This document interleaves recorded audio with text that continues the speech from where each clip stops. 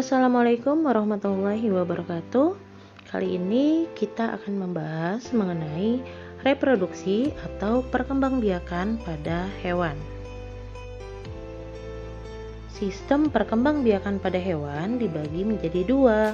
Yang pertama, perkembangbiakan aseksual, dan yang kedua, perkembangbiakan seksual. Perkembangbiakan aseksual yaitu reproduksi hewan tanpa melalui proses fertilisasi. Reproduksi aseksual biasanya menggunakan organ tubuh atau bagian tubuh hewan itu sendiri. Perkembangbiakan aseksual diantaranya pembentukan tunas, fragmentasi, dan partenogenesis. Perkembangbiakan seksual yaitu reproduksi hewan melalui proses fertilisasi atau bertemunya sel kelamin jantan dan sel kelamin betina. Berdasarkan tempat terjadinya, fertilisasi dibagi menjadi dua, fertilisasi internal dan fertilisasi eksternal. Berdasarkan perkembangan dan kelahiran embrio, dibagi menjadi ovipar, vivipar, dan ovovivipar. Perkembangbiakan aseksual atau vegetatif. Yang pertama, pertunasan, yaitu pembentukan tunas yang serupa dengan induknya. Tunas ini kemudian akan memisahkan diri dan menjadi individu baru. Contoh hewan yang melakukan pertunasan adalah hidra. Jadi, pada gambar ini kita melihat tunas yang muncul dari tubuh induk hidra. Tunas ini nanti akan memisahkan diri dan akan menjadi individu baru. Hidra merupakan genus dari hewan air tawar kecil. Hidra juga merupakan hewan pemangsa. Hidra biasanya ditemukan di air tawar yang bersuhu tropis dan tidak tercemar. Selain hidra, hewan yang melakukan pertunasan adalah ubur-ubur, yaitu ketika fase polip. Yang kedua adalah fragmentasi, yaitu individu baru terbentuk dari bagian tubuh induk yang terbagi-bagi atau terputus. Contoh hewan yang melakukan fragmentasi adalah Planaria sp. Sekarang kita simak tabel berikut ini. Apa yang akan terjadi bila Planaria dipotong pada bagian tengah tubuhnya? Maka potongan tubuh Planaria akan membentuk bagian tubuh yang hilang tadi. Potongan bagian kepala akan membentuk ekor. Sedangkan potongan bagian ekor ini akan membentuk bagian kepala. Planaria banyak digunakan sebagai indikator kualitas perairan, terutama perairan tawar. Perairan yang terdapat planaria hampir dapat dipastikan bahwa perairan tersebut belum tercemar. Selain planaria, hewan yang melakukan fragmentasi adalah bintang laut. Bintang laut akan memutuskan salah satu lengannya, maka lengan yang tadi terputus akan beregenerasi atau menghasilkan individu yang baru lagi. Yang ketiga adalah partenogenesis, yaitu individu baru terbentuk dari telur yang tidak dibuahi. Contoh hewan yang melakukan partenogenesis adalah lebah madu. Pada lebah madu, ratu lebah akan menghasilkan telur secara partenogenesis. Ini ada ratu lebah akan menghasilkan telur. Telur yang tidak dibuahi akan berkembang menjadi lebah jantan. Di sini terlihat male bees.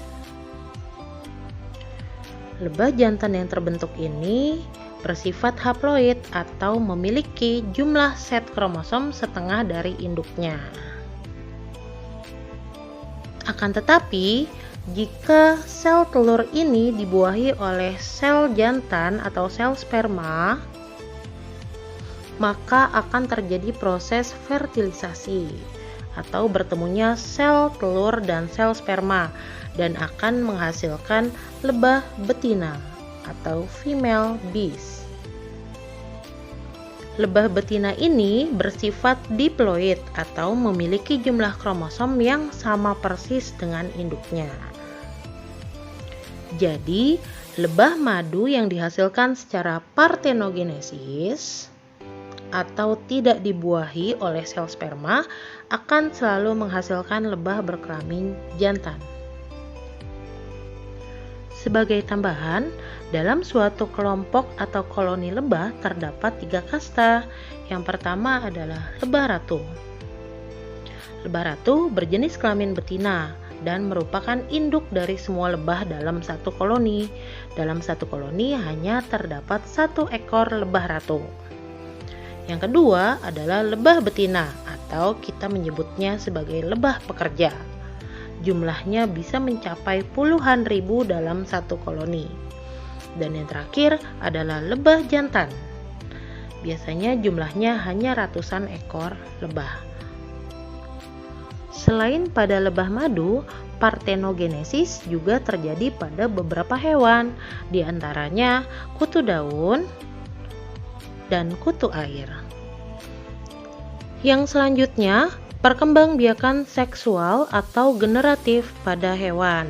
Perkembangbiakan secara seksual terjadi melalui proses perkawinan antara hewan jantan dengan hewan betina, sehingga terjadi proses fertilisasi. Fertilisasi merupakan peleburan inti sel sperma dan inti sel telur. Fertilisasi antara sel sperma dengan ovum akan menghasilkan zigot yang akan berkembang menjadi embrio. Fertilisasi pada vertebrata dapat terjadi secara internal dan eksternal. Fertilisasi eksternal terjadi di luar tubuh hewan. Biasanya jumlah sel sperma dan sel telur yang dikeluarkan banyak. Tidak terjadi kontak langsung antara alat reproduksi jantan dan alat reproduksi betina. Contohnya yaitu pada Pisces dan amfibi. Sedangkan fertilisasi internal terjadi di dalam tubuh induk betina. Biasanya jumlah sel sperma dan sel telur yang dikeluarkan tidak terlalu banyak. Terjadi kontak langsung antara alat reproduksi jantan dan betina.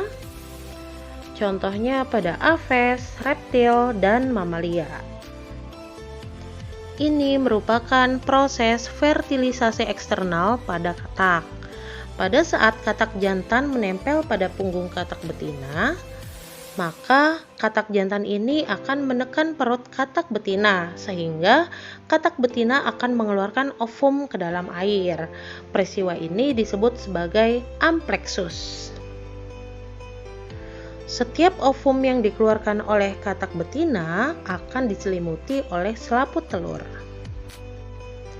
Jika telur atau ovum tersebut sudah dikeluarkan oleh katak betina, maka katak jantan akan segera menyusul mengeluarkan sperma. Setelah itu, pembuahan terjadi saat sperma menyelimuti ovum dan terbentuk gumpalan telur. Gumpalan telur yang telah dibuahi kemudian berkembang menjadi berudu yang masih bernafas dengan insang. Yang selanjutnya, proses fertilisasi eksternal pada ikan. Ikan merupakan hewan akuatik yang tidak memiliki alat kelamin luar. Ikan betina tidak bertelur yang bercangkang, namun mengeluarkan ovum yang jika tidak dibuahi oleh sperma maka tidak akan berkembang lebih lanjut.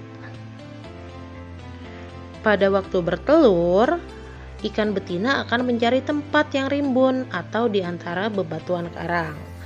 Dan pada saat itu juga ikan jantan mengeluarkan sperma, sehingga terjadi proses pembuahan eksternal di dalam air. Dan proses ini akan terjadi hingga telur menempel pada tempatnya dan akan menjadi embrio, kemudian menjadi ikan kecil atau individu baru. Berdasarkan cara perkembangan dan kelahiran embrionya, hewan yang berkembang biak secara seksual dibagi menjadi 3 jenis, yaitu ovipar, vivipar, dan ovovivipar. Ovipar merupakan perkembangbiakan hewan dengan cara bertelur. Contohnya ikan, amfibi, dan burung. Vivipar merupakan perkembangbiakan hewan dengan cara melahirkan. Contohnya pada mamalia, misalnya kambing, kucing, kuda, kelinci, paus, dan lumba-lumba. Ovovivipar merupakan perkembangbiakan hewan dengan cara bertelur dan melahirkan. Embrio hewan ini berkembang di dalam telur yang masih berada di dalam tubuh induknya. Setelah cukup umur, embrio akan menetas dan keluar dari tubuh induknya seperti melahirkan. Contohnya pada ular boa dan kadal. Pembahasan selanjutnya mengenai metagenesis pada hewan. Pada beberapa jenis makhluk hidup, ada yang mengalami metagenesis, yaitu selama siklus hidupnya terjadi perkembangbiakan secara seksual dan aseksual. Misalnya pada hewan Aurelia sp atau ubur-ubur. Sepanjang hidupnya, ubur-ubur mengalami 2 fase kehidupan, yaitu fase vegetatif sebagai polip dan fase generatif sebagai medusa.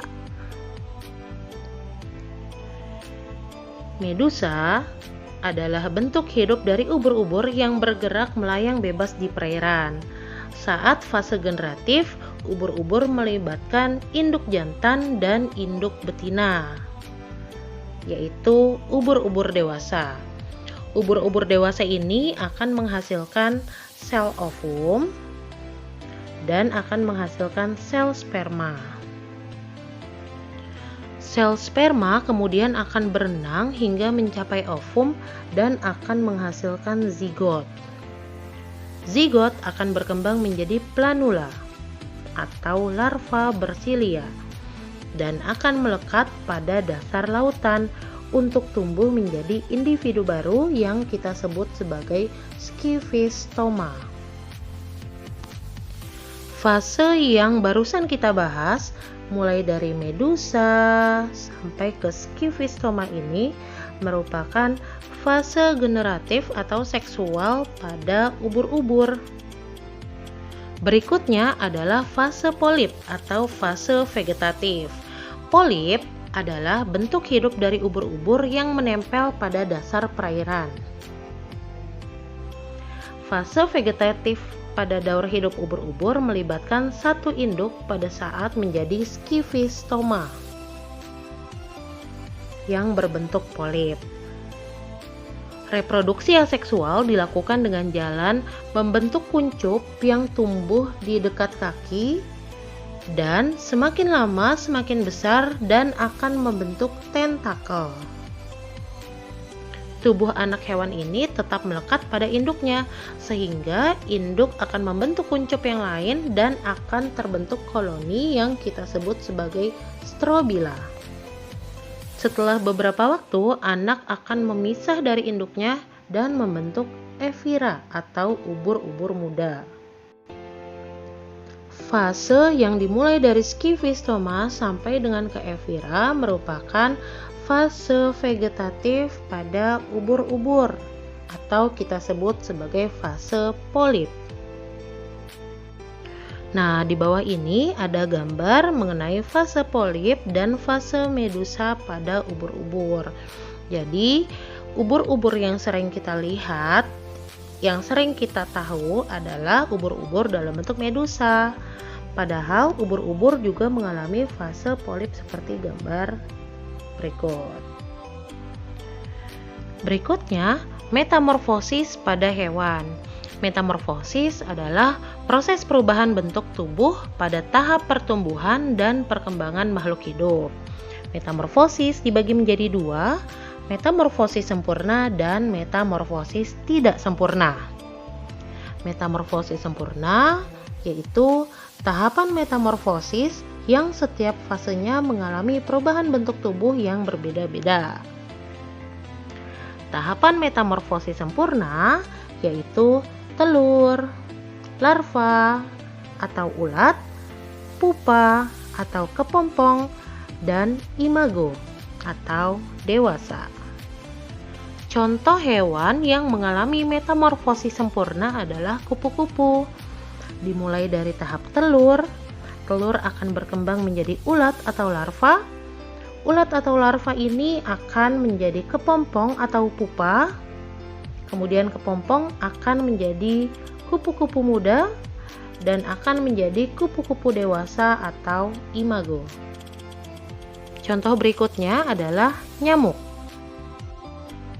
lalat, semut, dan katak. Metamorfosis pada katak dimulai dari telur. Telur akan berkembang menjadi kecebong tanpa kaki, kemudian kecebong berkaki, katak berekor, kemudian menjadi katak dewasa atau imago.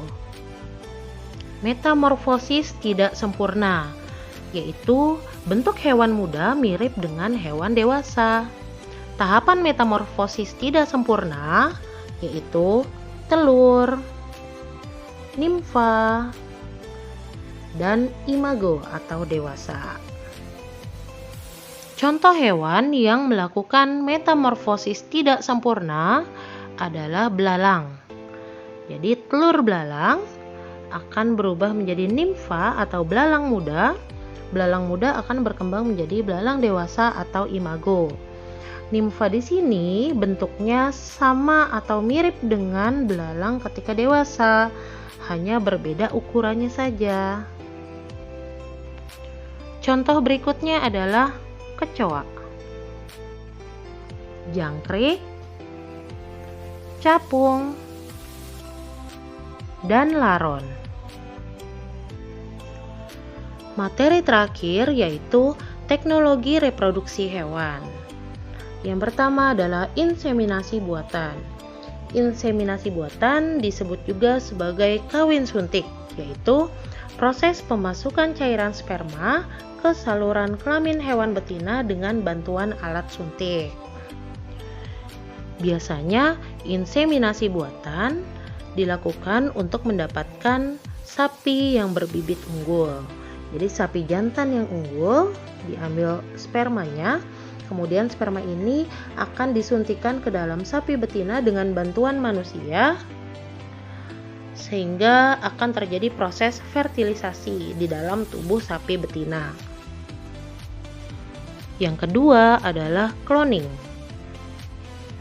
Yang kedua adalah cloning.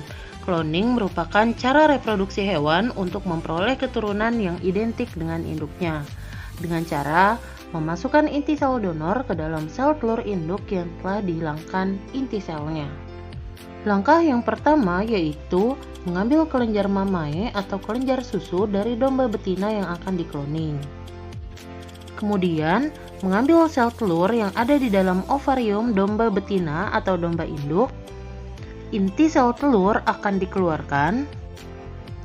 Sel telur yang intinya sudah dikeluarkan tadi akan dimasukkan nukleus dari domba yang akan dikloning. Dua sel ini disatukan dengan menggunakan sengatan listrik. Ketika sel sudah mulai menyatu, maka sel akan membelah menjadi embrio. Embrio yang sudah mengalami pembelahan ini akan dimasukkan lagi ke dalam tubuh domba induknya. Setelah itu, embrio akan berkembang dan akan dihasilkan domba cloning yang identik dengan domba yang pendonor tadi. Silakan kalian simak beberapa pertanyaan berikut ini.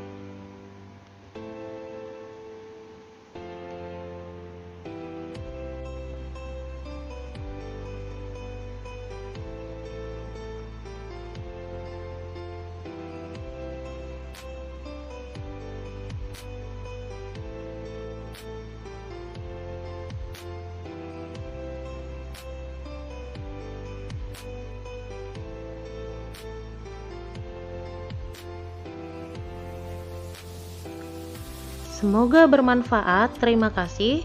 Wassalamualaikum warahmatullahi wabarakatuh.